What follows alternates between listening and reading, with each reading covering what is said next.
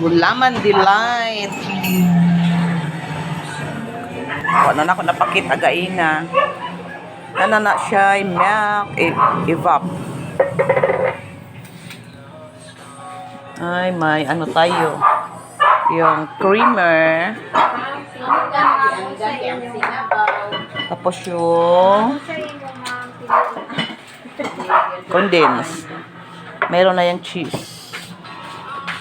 You have your 4 color. Red, green, yellow. Oh.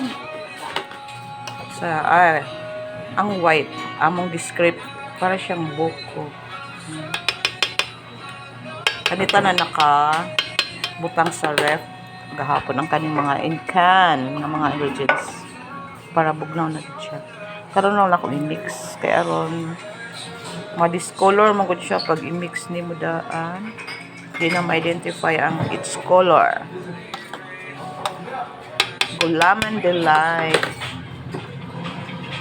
Birthday kasi ni nanay. Hindi ko pa nalagay yung ibang yung green at saka red.